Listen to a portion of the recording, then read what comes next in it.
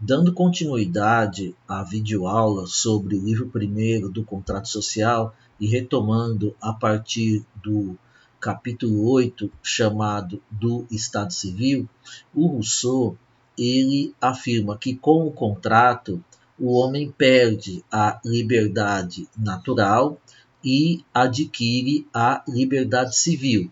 A liberdade civil, ela é, como já colocamos, baseada na vontade geral, ou seja, no interesse comum. Então, com base no interesse comum, são elaboradas as leis, e são as leis que garantem a chamada liberdade civil. Então, é a lei que coloca os limites, né? Até quando um indivíduo pode, por exemplo, agir, até quando, em quais termos ele pode ser proprietário.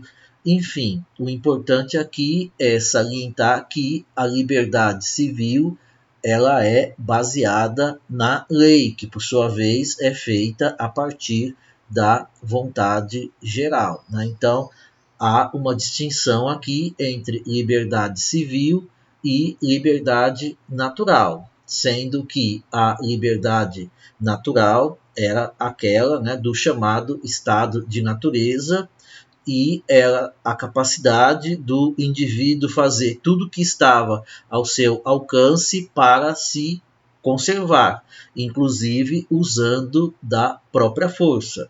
No caso da liberdade civil, é aquela liberdade estabelecida, como já dito mais de uma vez, pela vontade geral, né, e garantida pela lei, porque é a lei que, por sua vez, é estabelecida também pela vontade geral.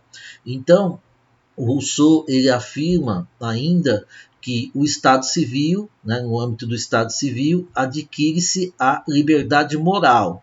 Vale dizer aqui, para ficar mais claro para a gente, e nós já usamos esse termo, né, a liberdade coletiva. Né? Então, é estabelecida aqui a liberdade coletiva, única a tomar o homem verdadeiramente senhor de si mesmo, porque o impulso do puro apetite é escravidão, e a obediência à lei que se estatui a si mesmo é liberdade. Então, aqui ele está dizendo, né, com todas as letras, né, quer dizer, lei é sinônimo de liberdade. Então, obedecer a uma lei que nós estabelecemos, que nós elaboramos, isso é liberdade. Então, eu obedeço à lei que eu ajudo a elaborar. Na sequência, ele vai até explicitar melhor essas questões, mas antes disso, no capítulo 9, ele chama assim, né, do domínio real, então ele vai falar da propriedade. Aqui nesse capítulo, segundo Rousseau, ainda, né, com o contrato social, toda a propriedade se submete ao Estado, o qual a atribui e garante aos particulares. Então, após o contrato, né, a propriedade ela é uma propriedade estatal. Aí o Estado ele distribui a posse da propriedade conforme as necessidades de cada um. Né? Então, nesse sistema do Rousseau, a propriedade não é privada, ela é uma propriedade estatal. O que acontece é que o Estado ele distribui a posse, né, conforme, como já dito, as condições, as necessidades de cada um. Então ele diz: o Estado, perante seus membros, é senhor de todos os seus bens pelo contrato social. Contrato esse que, no Estado, serve de base a todos os direitos, mas não é senhor daqueles bens perante as outras potências, senão pelo direito de primeiro ocupante que tomou dos particulares. Então, às vezes ele faz essa distinção, né? Uma coisa é a relação entre o Estado, né, e os seus membros. Outra coisa é a relação entre os Estados. Né? Então, evidentemente, um Estado não é proprietário dos bens, né, de um outro Estado. Aí é uma outra relação. Mas no âmbito de cada Estado, o Estado é o proprietário. E aí ele distribui o quê? A posse dos bens. Então, na sequência, o Rousseau vai falar, né, sobre o direito do primeiro ocupante. Né? Então, ele vai dizer que o direito do primeiro ocupante é um direito, chega a ser um direito, né, em comparação ao direito do mais forte, né, que para ele não é um direito. Né? Mas mesmo, suponhamos, antes do pacto, né, que ele está propondo, então tinha alguém, né, que tinha se apossado primeiramente de uma grande propriedade. Então, por um lado, o Estado criado aqui segundo, né, os ditames do Rousseau, ele reconhece o direito do primeiro ocupante daquela propriedade. No entanto, é inaceitável para o Estado que seja uma propriedade, né, muito grande, muito fora das necessidades daquele ocupante.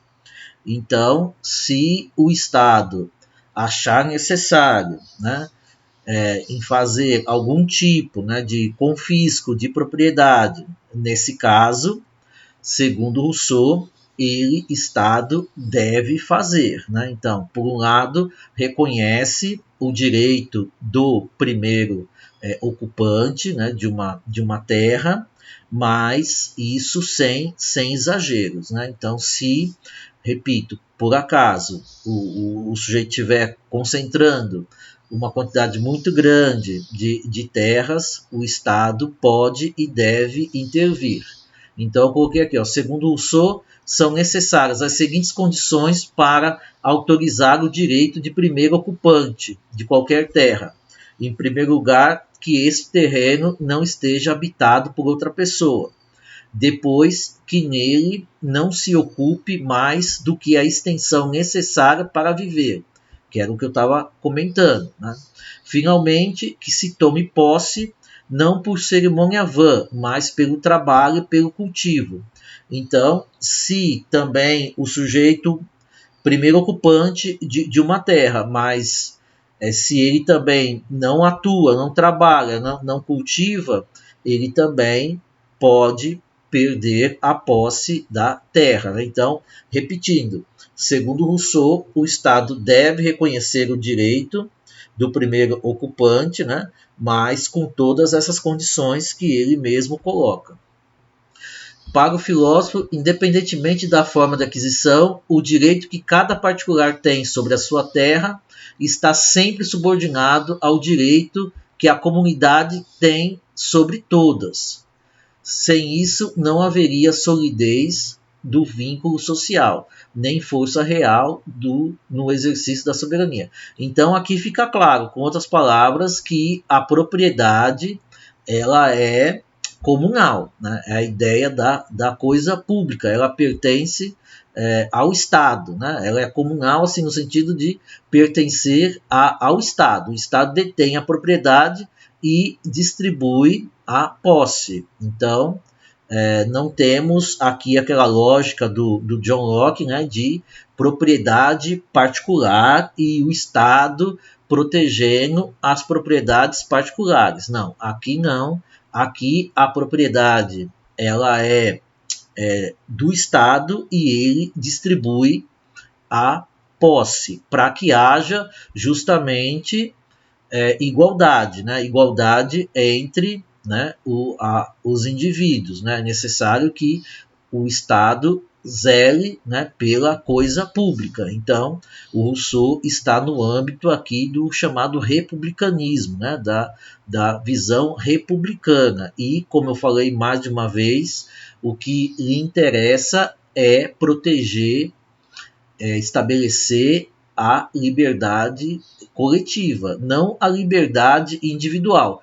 Pois, se tivermos apenas a liberdade individual e né, adquira propriedades bem mais do que os outros, evidentemente você estará ameaçando a liberdade, porque quem possui demais, quem é muito rico, vai submeter os demais. Então, é algo que o Estado não pode permitir. Por isso, ele teria que zelar pela distribuição das posses, sendo ele o proprietário, né? Finalizando, né, o livro primeiro, Rousseau salienta o pacto social, em vez de destruir a igualdade natural, concede-lhe, pelo contrário, uma igualdade moral e legítima, onde a natureza tinha criado uma desigualdade física e os homens, que na força e no gênio são desiguais, tornam-se iguais pela convenção e pelo direito. Então, essa fala final desse livro vai de encontro ao que eu acabei de dizer, né? Então, o que ele está chamando agora de igualdade moral, né? Então, é necessário que o Estado estabeleça uma distribuição adequada, né, conforme as necessidades de cada um, né, da posse das propriedades, né, para que justamente haja isso que ele está chamando de igualdade moral. Pois se o Estado, né, deixa cada um ser proprietário, né, do que quiser e como quiser, e na medida em que uns vão enriquecendo mais do que os outros, isso vai produzindo uma desigualdade, que por sua vez ameaça a liberdade. Então o Estado não pode deixar, como ele é baseado na vontade geral, ou seja, no interesse comum, isso é interesse comum e não interesse particular. Que interesse comum? A de que o Estado detenha a propriedade e distribua a posse da mesma, né, conforme as necessidades de cada indivíduo. Então, repito, é uma visão aqui republicana, baseada na ideia de liberdade coletiva e igualdade, né, que ele está chamando aí de igualdade moral. Igualdade moral. Então, pela última vez, para o Rousseau, a propriedade é do Estado. Ele distribui a posse, tá certo? Então, esse é o livro 1, né, do Contrato Social. Eu espero que mais adiante a gente tenha oportunidade para discutir, aprofundar as questões. Mas finalizo por aqui e espero, como dito, poder dialogar mais adiante sobre um livro tão importante como esse do Jean-Jacques Rousseau. Então, um abraço e até breve.